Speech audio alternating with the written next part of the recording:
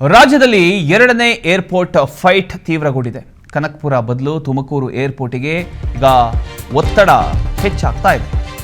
ವಿಮಾನಯಾನ ಸಚಿವರಿಗೆ ಪತ್ರ ಬರೆದಿದ್ದಾರೆ. ಈ ಒಂದು ವಿಚಾರಕ್ಕೆ ಸಂಬಂಧಪಟ್ಟ ಹಾಗೆ ಸಚಿವ ವಿ ಸೋಮಣ್ಣ, ಕೇಂದ್ರ ಸಚಿವ ವಿ ಸೋಮಣ್ಣಗೆ 26 ಶಾಸಕರು ಪತ್ರ ಬರೆದಿದ್ದರು. ತುಮಕೂರಿನ ಶಿರಾದಲ್ಲಿ ಎರಡನೇ ಏರ್ಪೋರ್ಟ್ ಸ್ಥಾಪನೆ ಮಾಡೋದಕ್ಕೆ ಮನವಿಯನ್ನ ಸಲ್ಲಿಸಿದ್ರು. ಶಾಸಕರ ಪತ್ರ ಉಲ್ಲೇಖಿಸಿ ರಾಮಮೋಹನ್ ನಾಯ್ಡುಗೆ ಸೋಮಣ್ಣ ಇದೀಗ ಪತ್ರ ಬರೆದಿದ್ದಾರೆ.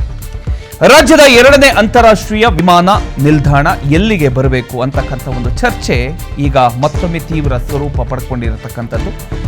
ಒಂದು ಕಡೆ ಕನಕಪುರ ಭಾಗದಲ್ಲಿ ವಿಮಾನ ನಿಲ್ದಾಣ ನಿರ್ಮಾಣದ ಬಗ್ಗೆ ಚರ್ಚೆಗಳು ನಡೀತಾ ಇದ್ರೆ, ಮತ್ತೊಂದು ಕಡೆ ತುಮಕೂರು ಜಿಲ್ಲೆಗೆ ವಿಮಾನ ನಿಲ್ದಾಣ ತರಬೇಕು ಅಂತಕ್ಕಂಥ ಒಂದು ಒತ್ತಾಯ ಏನಿದೆ, ಒತ್ತಾಯ ದಿನದಿಂದ ದಿನಕ್ಕೆ ಹೆಚ್ಚಾಗ್ತಾ ಬರ್ತಾ ಇದೆ.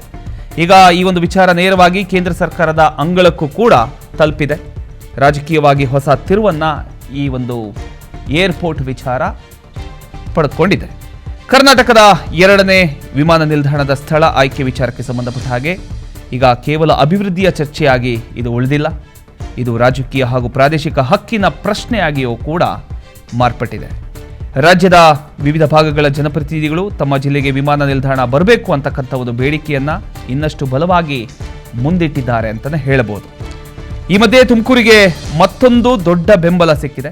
ತುಮಕೂರು ಜಿಲ್ಲೆಯ ಶಿರಾ ಭಾಗದಲ್ಲಿ ರಾಜ್ಯದ ಎರಡನೇ ವಿಮಾನ ನಿಲ್ದಾಣವನ್ನು ಸ್ಥಾಪನೆ ಮಾಡಬೇಕು ಅನ್ನುವಂಥ ವಿಚಾರಕ್ಕೆ ಸಂಬಂಧಪಟ್ಟ ಹಾಗೆ ಒತ್ತಾಯಿಸಿ ಒಟ್ಟು 26 ಶಾಸಕರು ಕೇಂದ್ರ ಸರ್ಕಾರಕ್ಕೆ ಮನವಿಯನ್ನ ಸಲ್ಲಿಸಿದ್ದಾರೆ. ಈ ಮನವಿಯನ್ನ ಉಲ್ಲೇಖ ಮಾಡಿ ಕೇಂದ್ರ ಸಚಿವ ವಿ ಸೋಮಣ್ಣ ಅವರು ಕೇಂದ್ರ ನಾಗರಿಕ ವಿಮಾನಯಾನ ಸಚಿವರಾಗಿರತಕ್ಕಂಥ ರಾಮಮೋಹನ್ ನಾಯ್ಡು ಅವರಿಗೆ ಅಧಿಕೃತ ಪತ್ರವನ್ನ ಬರೆದಿದ್ದಾರೆ. ಈಗ ಅಧಿಕೃತ ಪತ್ರಕ್ಕೆ ಅವರ ಉತ್ತರ ಏನು ಅನ್ನೋದನ್ನ ಕಾದು ನೋಡಬೇಕಾಗಿದೆ.